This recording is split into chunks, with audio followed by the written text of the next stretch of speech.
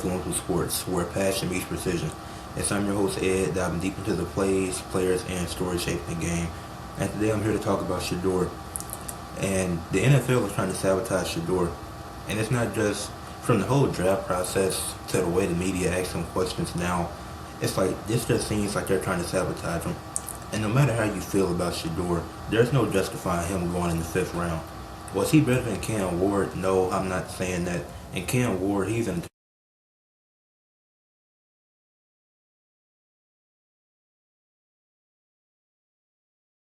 So I'm not even going to speak on Cam Ward really, because Cam Ward was the consensus #1 quarterback, at least in my opinion. But I did think Shedeur would have been the second quarterback taken off the board in the 1st round.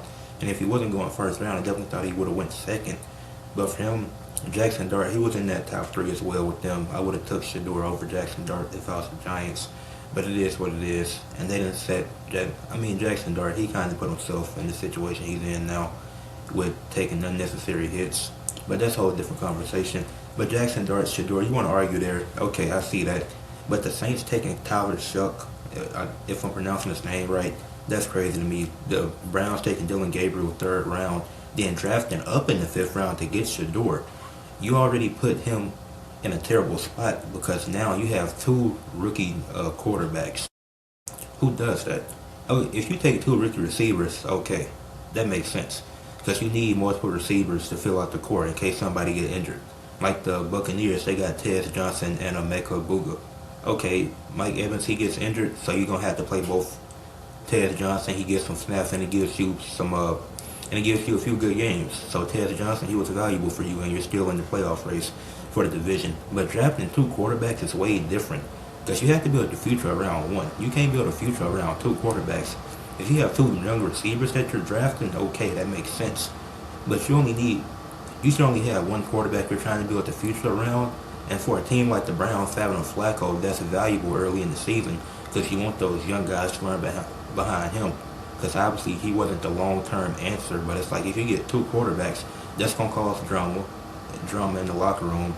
We've seen the stuff that's been going on with Dylan Gabriel's girlfriend and what she's been saying, which I don't have the exact quote, so I'm not going to misquote or anything like that. But it is stuff that she said, and it's like, okay, that can be interpreted a certain way, whether it's meant to be positive or negative. Regardless, she's going to be defending Dylan Gabriel, whether it's meant to target Shedeur or not. So it's in a weird spot, especially 2 quarterbacks battling. This is different if you have a rookie and a vet. If it was just Dylan and Joe, or just Shedeur and Joe, then it makes sense. You got to sit behind him to learn. But you have 2 quarterbacks sitting behind Joe Flacco. The team is already in a weird spot. And for Kevin Stefanski, who's a 2-time Coach of the Year, for you to not understand who fits your system more bothers me. Because Shedeur is clearly a better fit for the system. I've said this since the draft. It's not that Dylan's bad, because I don't think that. I just don't think he fits the system. Because Kevin didn't trust Dylan Gabriel to throw deep when he was playing. When he's played Shedeur these last 3 games, when he started these last 3 games, he's trusting him to throw the ball deep. He didn't trust Dylan Gabriel to do that, because you know Shedeur fits the system better than Dylan Gabriel does, but you put both of them in a weird spot. I can't just feel bad for Shedeur. Dylan's in a weird spot too, because his future is probably fucked up because of this, especially in the Browns organization. It's looking bad. Like, Dylan got hurt, Shedeur had to come in against the Ravens, who are playing in one of their most important games of the season. The Ravens are trying to stay in the playoff hunt, and people tried to judge Shedeur off this game. He went 4-16, had 47 yards, great, but he did throw it deep. He tried to throw the ball deep. They tried pushing the ball downfield, but the problem with this is he comes in the 2nd half, and this is one of the Ravens' most important games of the season. Not just is it a division game, but they're fighting for a chance to win the division potentially and go to the playoffs with Lamar being back these last few games. So it's like that defense, they taking this extra step, and they end up winning the game 23-16, and the Browns had a chance to win. Shedeur, he might have played abysmal that game, but he wasn't put in a spot to win. He wasn't able to do that.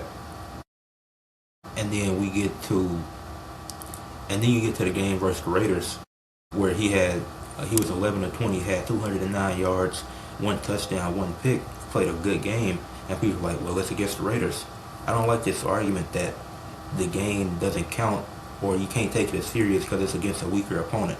The NFL and college football are not the same. In college football, yes, you can pick your schedule.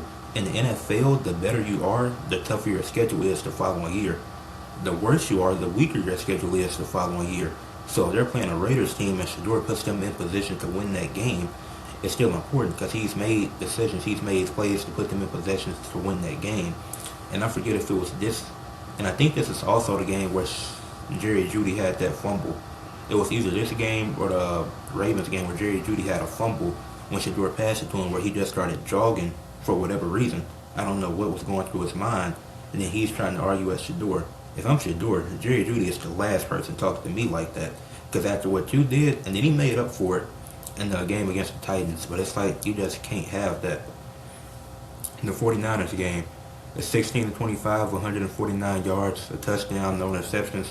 Did he play well? No. Did he play terrible? Also no. And again, down this stretch of the season, they're playing, well, that was the second playoff contender team that they played, the 49ers. It would have been no excuse for the 49ers if they lost that game. That was a must-win for the 49ers, who have been getting carried by CMC all season. CMC is a robot, but that man is amazing. And I got CMC in fantasy, so shout out to him. The most recent game, the Titans, they lost 31-29. Since Shedeur's played, they're 1-3. Well, when he started, they're 1-2 because the first game he played, he wasn't a starter. But he went 23-42 in their most recent game, had 364 yards, a touchdown, and one interception. Let's talk about the bad first. The one interception he had was terrible, and the first of two two-point conversions he was in. Now, I think that's more on the center, but it's 50-50, but I think that's more on the center not getting the snap right, so that ends up in a fumble. They didn't have to go for two there. That's also on Kevin Stefanski, because they didn't have to go for two there. They could have kicked the extra point. Then once they got the touchdown, they could have kicked another extra point and sent it to overtime and take their chances there to potentially win the game. But instead, you tried to go for the win when your team really isn't capable of that. Like, the Browns haven't won many games to begin with. It's like you lose the game to the Titans, and the Browns defense hasn't been bad this year. Like, Myles Garrett, he's leading the league in sacks. And you would think with the rookie class that they have with Myles Garrett and the defensive players they got, defensive rookies they got, this defense shouldn't be giving up 31 points to the Titans of all teams. But they do. They gave up more to the Titans than they did to the 49ers the previous week. So this Shedeur played, he had overall he had a great game. Did he make a few mistakes? Yes. He's still young. It's his fourth week playing and his third week starting. So yes, he's still gonna make a few mistakes, but he wasn't terrible. He had a really great game overall. He made a few mistakes, but the Browns, it's still a team effort. You can't put I would never put all the blame on one player, because it was mistakes that they made, and then taking him out on a 2-point conversion on the second one to do a play you've ran 3 weeks in a row. You do realize when you do the same play 3 weeks in a row, teams are gonna catch on to that. That's going to be in film. Even though the Titans might suck and have one win, you think they're trying to lose on purpose? No. Like Shedeur, he might have outperformed Cam. Cam was solid down the stretch, I will say. Like, this is one of Cam's worst games of the season, unfortunately. But he was good down the stretch and helped the Titans win that game. In that fourth quarter, I like what I saw at Cam Ward, so shout out to him. But I also think some of the questions they asked in the post-game presser and stuff like that, it feels very targeted. Like, you want him, the way they act and the way that he responds is perfect, because it's like they're asking him these weird questions, trying to get him to say something against his coach, to go against the coaching staff. Like, he's going to agree with the decision. At the end of the day, he's trying to earn his stripes, to earn his minutes, and earn his playing time for next year. Because next year is going to get very interesting. The Browns don't need another quarterback. They need to pick a quarterback. Is it Shedeur? Is it Dylan? And I think we can all see that Shedeur is the better fit. It doesn't make Dylan Gabriel bad, but don't put him in a position where you have these two rookie quarterbacks, like their same draft class. Like, it's just not going to work out because it's already drama there. It might not be tension. He's going to rock with him. Like Shedeur made it clear, he's going to rock with him, but he's going to do what he can to become a starter and win games for that team. So it's like he's put in this weird position with the Browns, and it don't seem like they want to succeed. And I think this is going to lead to a whole another conversation, which I probably won't get into in this video, but the AFC North, all four of those coaches are gone after this season. Yeah, Mike Tomlin, Zach Taylor, uh, Harbaugh, Kevin Stefanski, all four of them are gone after this season. The Ravens might be in danger of missing the playoffs. The Steelers, the Steelers might make the playoffs again and lose in the first round. They can only take that so much. Like at a certain point, you can't just keep losing and losing. Like yeah, he's a consistent winner. He wins you at least 9 games every year, but you keep getting to the playoffs and getting bounced first round. The one time you won a Super Bowl, Tom Brady was injured. So, yeah, Zach Taylor, he's not going to be saved. Even though Burrow's been injured, they've had opportunities to win games, and Zach Taylor hasn't put together a game plan to do it. And Kevin Stefanski, the coach I'm most disappointed in the AFC North. You're a two-time coach of the year, and this is what's going on in Cleveland. A conversation is going to be had with all these coaches at the end of the year. I see the entire AFC North firing all four of these head coaches, and they'll be looking for new jobs, either in the NFL or in college. Maybe Tomlin might retire. Who knows? I could be wrong, but I just see at the end of the season, all four coaches in the North are going to be done for.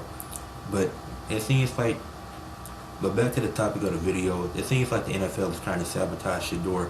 From him falling 5th round, I just don't understand how a top 3 quarterback in that draft class falls all the way to the 5th round and behind the guy that he was clearly better than in college, and Dylan Gabriel, and they end up on the same team. You created drama in the locker room by doing that. Saints went with Tyler Shuck, and now they're playing him, even though the guy playing, who? I forgot the quarterback that was playing before Tyler Shuck for the Saints, but he wasn't looking bad. The Saints just suck. The Saints didn't need a quarterback change. I forgot his name too for the Saints, but the Saints just suck. So whether they playing Tyler Shuck or whoever the last dude was that was playing, it don't make a difference. So even if Shedeur went there, it would have been a bad situation. But Shedeur's playing good. He's made mistakes. He's a rookie. It's going to happen. He's starting late into the season, but I expect him to improve every week, which he has shown that. Like, it's going to be ups and downs. Like, he's starting late into the season. They don't have any playoff hopes. Like, I think in these next few weeks, it's just going to be a chance for him to prove why he should have been drafted higher in the draft and why he is going to be the Browns' quarterback for the future. Because I think if he keeps playing like this and the Browns get rid of Kevin Stefanski, they're going to find the right coach to put them in position to finally win some games. And they had a really good draft class. So if they keep building on the future they have now, maybe they can get to the playoffs within the next 3 years, and maybe Myles Garrett has his final shot at winning the championship, because he did decide to stay with the Browns. The future looks bright. You need new coaching. You got to get rid of Dylan Gabriel. Like I said, nothing against Dylan Gabriel. I don't think he fits the Brown system, and 2, I think you're creating too much drama in the locker room by having him and Shedeur. So get rid of the worst quarterback. Send him somewhere with a veteran quarterback that he can learn behind. Maybe a Rams or something like that. He can learn behind Stafford. If Stafford got 2 more years, and then he can play with Puka Nacua. So leave a like on the video, subscribe to the channel, comment what y'all thought, and share for others to see.